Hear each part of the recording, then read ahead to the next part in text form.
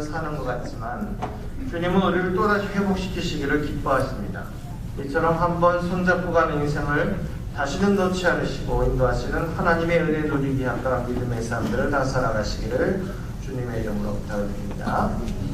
자, 우리가 살면서 자주 경험하게 되는 일이 우리가 예상하지 못했던 어떤 일을 갑작스럽게 당해서 고난을 겪을 때 그 일이 원래 예상했던 어려움과 고통만 주는 것이 아니라 오히려 문제를 풀어주고 근본적인 회복을 주는 예상의 결과를 경험할 때가 있는 것을 봅니다. 그래서 오늘 이것에 대해서 알아보기 위해서 오늘 고난이 주는 유익이라는 제목으로 하나님 말씀을 전하겠습니다. 제가 신혼 때 저희 집사람 저희 집 얘기하지 말라고 했는데 어쩔 수 없어서 제가 신혼 때 저희는 그 부부가 대학원생일 때가 있었는데 결혼을 했고 또 두 집안이 다 어려운 터널을 지나고 있을 중이었기 때문에 학교 근처에 보증금 없는 10달짜리 사글세방 단칸방에 살기 시작했습니다. 근데 이게 사글세방이 시간이 지나면 남는 게 하나도 없지 않습니까? 너무나 아깝고 답답했습니다. 그럼 그 기간이 지나갖고 주인이 집을 비워달라고 하면 그냥 비워줘야 됩니다. 뭐 조건이 없습니다. 두 번째 얻은 사글세방은 너무 힘들었습니다. 주인 집이 집사님들이었고 저는 그때 군무 오기 전에 목사 안수를 받은 상태였는데 그 가난하고 사글세방 사는 목사는 주인집 집사 보기엔 좀 하찮게 보였던 것 같습니다. 우리 집 반자동 세탁기도 몰래 맘대로 쓰다고 고장내고 겨울에 보일러도 자기가 집에 있을 때만 켜서 자기 맘만 따뜻해지면 끄고 외출하거나 외박할 때 안방 잠가서 보일러도 못 켜게 하고 공공의원 장사하러 나갔다 오면 장사 나갈 때 집에서 키우는 강아지 따라가서 팔아먹었다고 뭐 저 없는 새 제한으로 괴롭히고 막 그랬습니다. 돈 없고 힘없는 세입자가 딱히 할 수 있는 일은 인상 쓰고 해명하는 게 전부였습니다. 그때 우연히 제 아내가 대전 파남동에 세워진 영구임대 아파트 광고를 보게 됐고 어떻게 돈을 마련하고 신청을 했는데 삼순인데 입주가 없어졌고 이달 상태로 입주가 가능했습니다. 주인집이 계약을 더 연장해서 살려고 했지만 바로 나와서 입주했습니다. 이 아파트는 제가 임대료를 내는 한 아무도 나가는 사람이 없고 사는데 간섭하는 사람도 없었습니다. 그게 분양이 되는 거 아니고 소유권이 넘어오는 것도 아닌데 제가 그 아파트가 하도 고맙고 대견해서 군에 와서도 10년 동안 가지고 있었습니다. 그랬다가 퇴거했는데 여전히 집은 없었는데 세입자의 고통은 전혀 없었던 것입니다. 삶의 극심한 고통이 오히려 그 문제를 해결하는 순간으로 바뀌게 되는 전환점을 우리에게 주더라는 것입니다. 이렇게 우리가 보는 고난이라는 것은 오히려 묶인 것을 푸는 힘이 간혹 있습니다. 우리는 많은 경우에 고난을 통해서 하나님의 뜻을 깨닫고 하나님이 원하시는 곳으로 가고 성도로서의 견실함과 강건함을 회복하기도 합니다. 간혹 우리가 아주 작은 병에 걸려서 병원에 갔다가 생명에 지장을 줄 만큼 큰 병이 시작되고 있는 걸 발견하고 조기에 예방하거나 치료하는 경우를 적지 않게 봅니다. 그럼 이 사람은 좀 아픈 게 복이겠습니까? 저주겠습니까? 그렇게 병을 치료하고 나면 우리가 사는 인생이 다 그냥 그렇게 보이겠습니까? 정말 덤으로 사는 인생, 은혜로 사는 인생이라고 생각되지 않겠습니까? 그렇기 때문에 이 고난이라고 하는 것은 우리가 상상하는 것보다 훨씬 더 많은 일을 해냅니다. 구약성경 다니엘서 3장에 보면 다니엘의 세 친구 사드락과 메삭과 아벳느고가 왕이 정한 우상에 절하지 않는다고 해서 괘씸히 여겨져서 평소보다 7배나 더 뜨겁게 달궈진 풀무불에 던져지는 장면이 나옵니다. 우리가 잘 아는 것처럼 그런데 그들이 불 속에 던져지긴 했는데 그들이 타죽지 않았습니다. 말씀을 보면 오히려 타죽지 않은 게 아니라 그들을 묶어있던 밧줄만 타버려서 아주 자유롭게 거닐고 있었다. 따뜻한 찜질방을 다니는 느낌으로 다닌 것 같습니다. 다니엘서 3장 24절 25절에 보니까 때 느부갓네살 왕이 놀라 급히 일어나서 모사들에게 물어 이르되 우리가 결박하여 불 가운데 던진 자는 세 사람이 아니냐. 그들이 왕에게 대답하여 이르되 왕이 올소이다. 왕이 또 말하여 이르되 내가 보니 결박되지 아니한 네 사람이 불 가운데로 다니는데 상하지도 아니하였고 그 넷째의 모양은 신들이 하려고 가도다 라고 합니다. 이 느부갓네살 왕은 굉장히 일찍 왕이 된 사람입니다. 간 4살에 왕이 되었다. 이거 못 알아들으면 말고. 이거 중요한 거 아닙니다. 사실도 아닙니다. 그렇습니다. 자, 지금 이 엄청난 풀무불이 다니엘의 세 친구를 키우지 못하고 있습니다. 너무나 엄청난 뜨거운 불이기 때문에 이 다니엘의 세 친구를 집어넣었던 사람이 타 죽어버렸습니다. 근데 그런 맹렬한 불이 한 일은 겨우 그들의 묶였던 밧줄 하나 푸는 것입니다.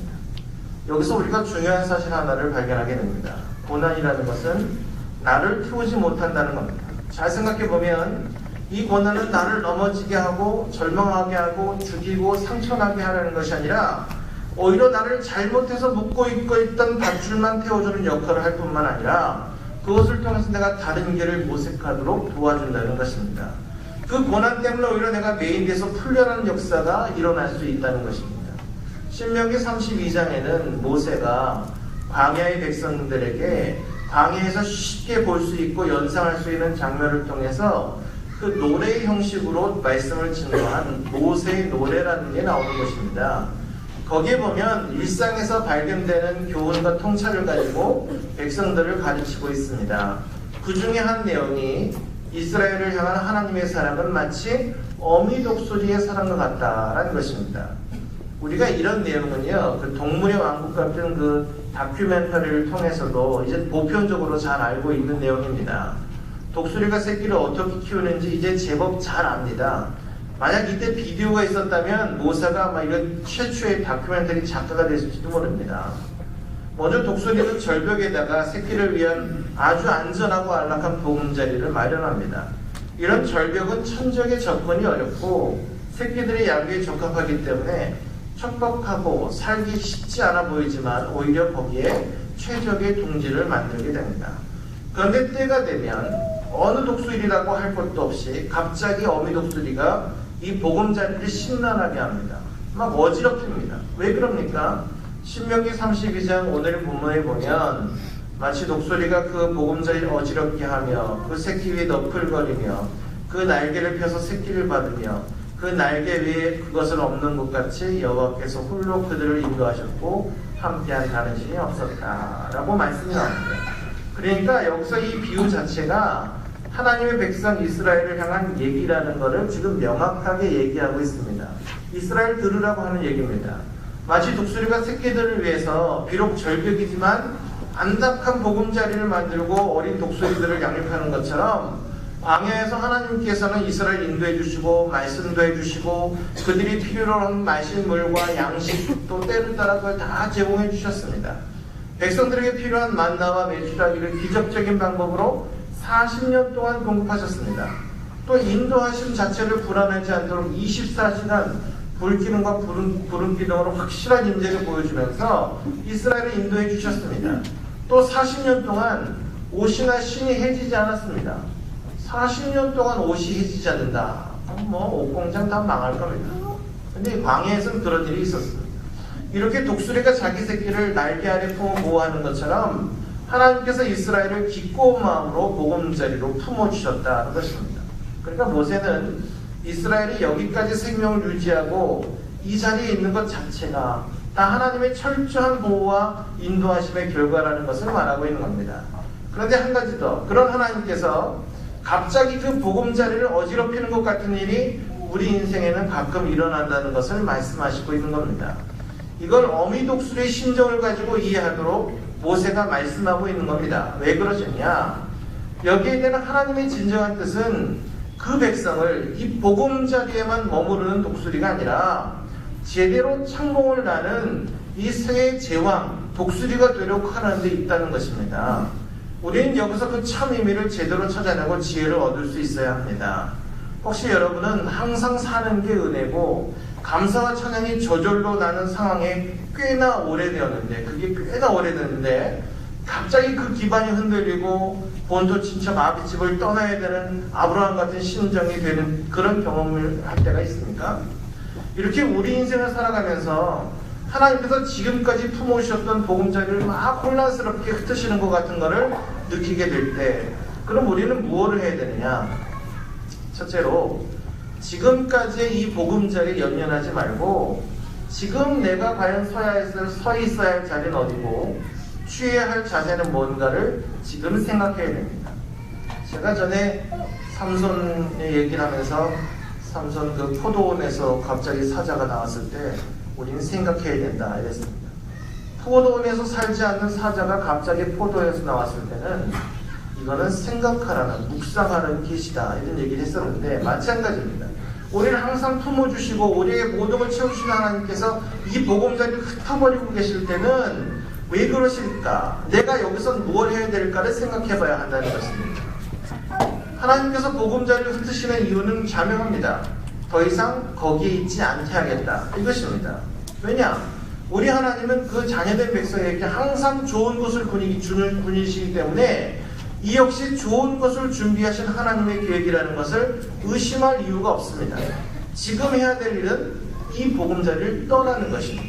그렇기 때문에 독수리가 자기 새끼들이 있는 보금자리를 흩는 것 역시 자기 새끼 독수리가 더 이상 둥지에 머물기를 원하지 않기 때문입니다.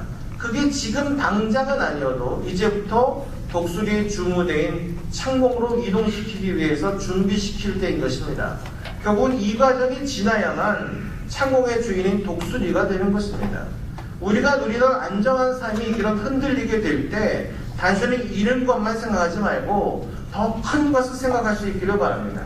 그게 한없이 아깝고 안타깝게 보이는 것 같지만 초점을 전환하고 관심을 전환하면 전혀 다른 면이 보일 수 있습니다. 우리의 안락한 자리를 해치고 흩어버리는 일에 대한 초점과 관점, 이 관심의 변화로 우리가 새로운 것들을 발견하게 하려는 것이 하나님의 뜻이라는 겁니다. 그럼에도 불구하고 계속 그 보금자리에 안주하려는 성도들에 대해서 어떤 목사님 말씀하시기를 그들은 독수리가 아니라 닭이 되려고 하는 것이다 이렇게 말씀했습니다. 왜냐하면 닭은 그 고기와 달걀을 필요로 하기 때문에 편안한 곳에서 때리면 먹여가면서 키우는 것이지만 독수리는 그게 아니라는 겁니다. 독수리는 창공을 자유롭게 날아다니면서 자기의 필요를 채워나갈 수 있는 존재입니다. 그런데 만일 성도가 이 보금자리에만 안주한다면 그거는 독수리 되기를 포기한 닭신자가 되는 것입니다. 분명히 부르심은 독수리로 받았는데 끝까지 둥지에만 머물러서 닭이 되고 만다면 이게 얼마나 아까운 일이겠습니까? 그래서 교회에 묵은 닭이 있다 자기 것을 하는 겁니다. 다들 독수리 돼야 되는데 닭처럼 꾹 뛰어다니니까 그러지 말라는 겁니다. 물론 좋은 보금자리는 축복입니다.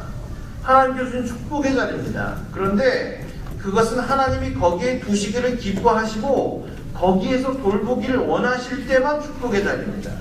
이제 좀 커갖고 창공을 날아야 될 때가 됐을 때 보금자리에만 머무는 것, 이것은 도리어 제약의 조건이 됩니다. 그렇기 때문에 하나님께서는 우리가 더 높은 차원의 삶을 살기를 원하실 때 지금까지 주시고 누리게 하셨던 보금자리를 흩어버리십니다. 그리고 그 다음부터 전에 항구 창공을 보게 하시는 겁니다. 이제는 거기에 하나님이 동행하시고 있습니다. 그 창공에. 그러면 우리는 지금 당장 잃은 것 때문에 연연하지 말고 더 큰 게 무엇인가 생각하셔야 됩니다. 우리가 1997년 IMF 경제위기가 찾아왔을 때 수많은 아직은 젊어 보이는 중년의 가장들이 직장을 잃었습니다. 원치 않는 퇴직들을 했고 더 이상 자신이 원하는 것이 없다는 걸 발견하는 아픔이 있었습니다. 거리로 내몰린 가장들은 노숙자가 되기도 하고 극한에 몰려 자살하는 사람도 있었고 초야에 묻혀버린 사람도 있었습니다.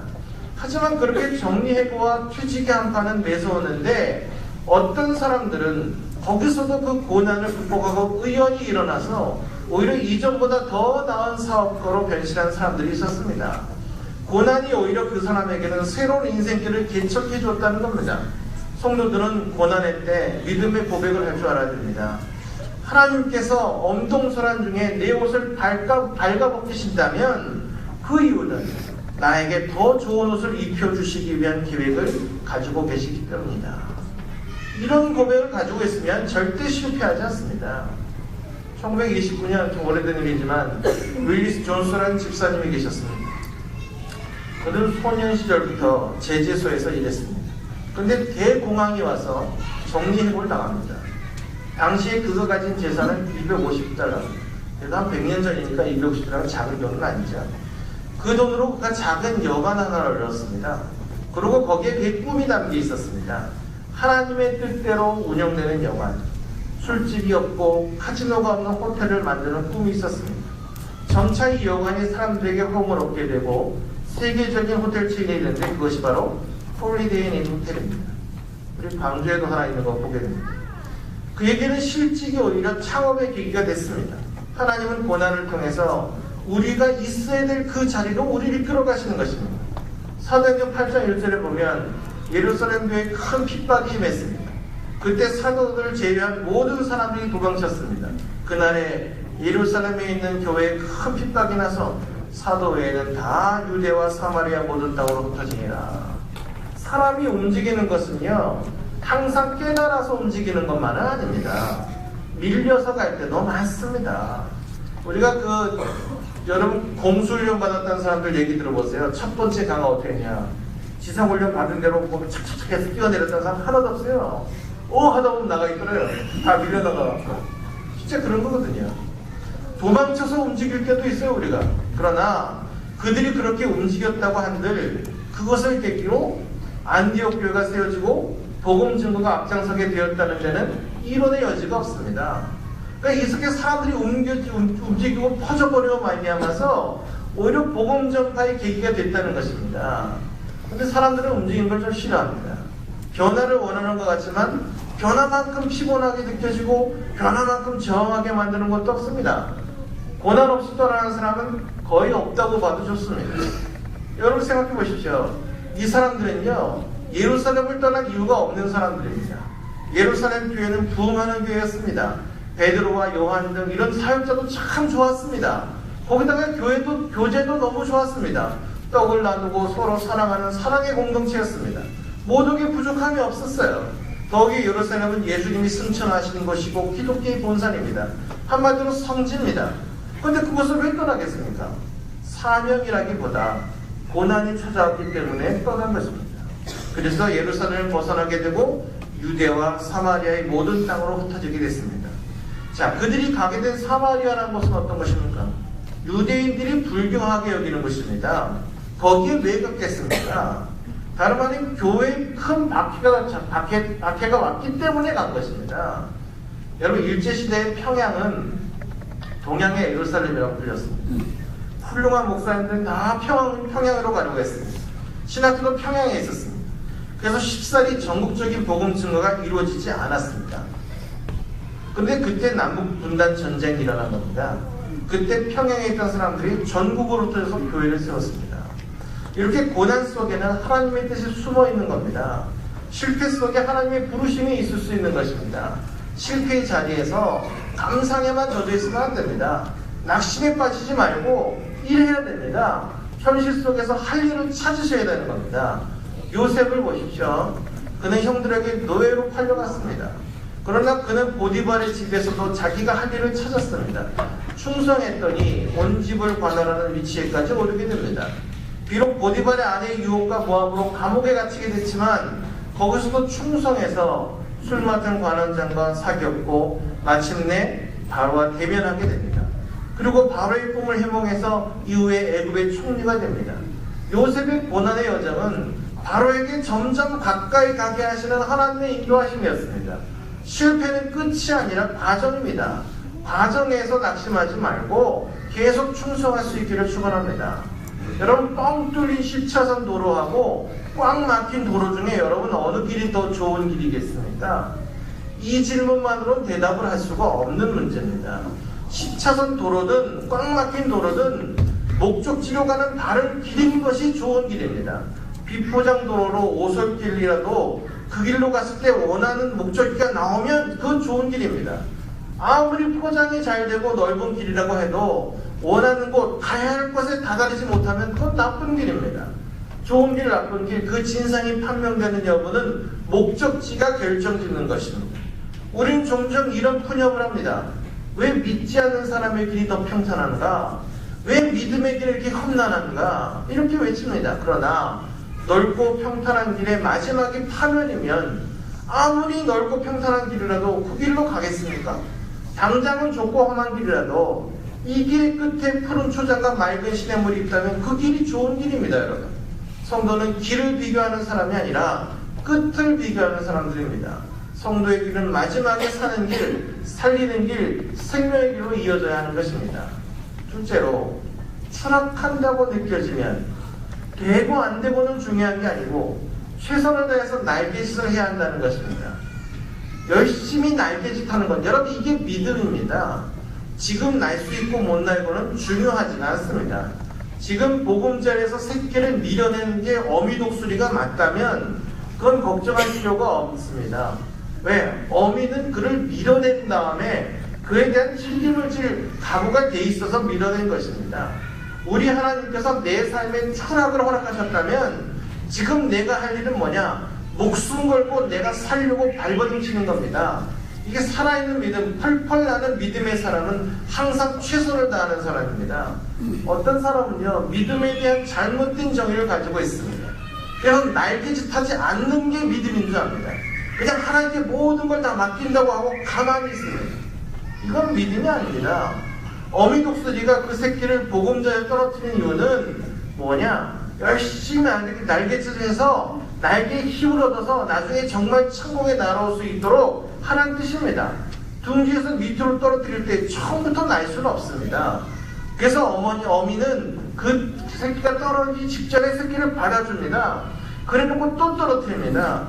이런 일을 반복하는 사이에 이 날개에 힘을 얻어서 결국 날게 되는 것입니다. 그러니까 열심히 날개짓하는 것, 이것이 하나님의 뜻이다.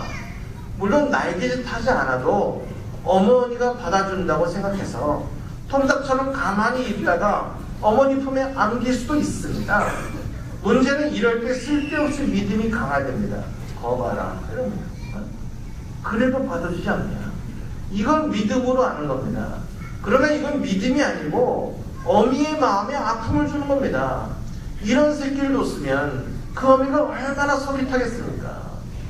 이런 걸 전문용어로 쪼다라고 합니다. 저는 하나님의 인도하심과 보호하심을 믿습니다.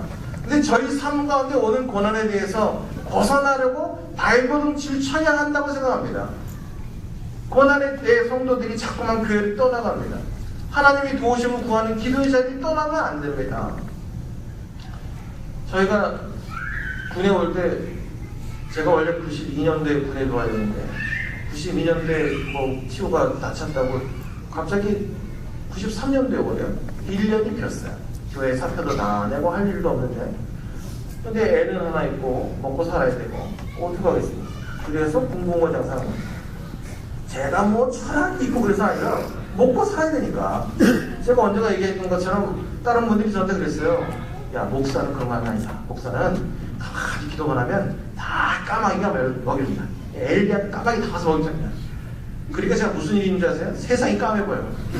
저게 까마귀인가? 저기 아유 그냥 속에 막 치사하고 더럽게 생각이 나더라고. 그러니까 그래 속에 그런 말이 오는 거예요. 야, 너 정있다.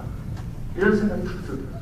그래서 뭔가 해보고 했어요. 그래서 이제 보고연습도 하고 뭘 한 거예요. 그러면서 저에게 있는 그 아주 그 단점이 하나 뭐냐면 너무 사람들 사귀기 어려워하고 모르는 사람 대하는 거 힘들어하고 이런 거예요. 그 1년 동안 제가 그걸 다 해결했어요. 군무모 장사할 때 그것도 해결하고 또 보따리 장사하면서 책 빌려주니라는 일주일에 500명 새로운 사람 만나는 건데 그거 하면서 그런 것들을 해결하고 결국 왔어요. 제가 생각한 그거예요. 그때 어떻게 살아보려고 계속 발버둥 친 거예요. 그랬더니 그 다음에 조금 날 수 있는 힘이 생기더라는 거예요. 여러분 이 고난에는 이 뜻이 있다는 걸 좀 생각을 해봐요. 내가 왜 이런 일이 왔을까? 과연 내가 뭘 잘못했는가? 동시에 뭐가 부족한가? 이런 자문하면서 성도들이 다시 모이는 교회가 되도록 우리가 정말 우리 교회가 어떤 일이 있는가? 우리 교회 문제가 있다면 이건 무엇인가? 고민하면서 이렇게 해야 됩니다. 그래서 우리가 이 모든 것들에 대한 문제가 오고 고통이 오고 힘들면 내가 고민하고 그것이 무엇인가? 나는 무엇을 해야 되는가? 그래서 내가 열심히 날개짓하는 것, 이것이 하나님께서 그 과정을 통해서 우리를 변화시키기 원하는 그 심정에 동조하는 것입니다. 어떤 형제가 나이가 차도록 결혼을 못하고 있습니다. 만나는 자매마다 그다지 좋은 인상을 심어주지 못하는 거예요. 이게 뭐 한 이삭과 같이 40세가 되도록 기도만 하고 있었거든요. 이 기도로 무장하는 것도 굉장히 중요하지만 동시에 날개짓을 해야 됩니다. 이 나의 문제는 뭘까? 내가 왜 사람을 만날 때마다 이렇게 안 될까? 내가 어떻게 하면 더 매력적인 사람이 될까?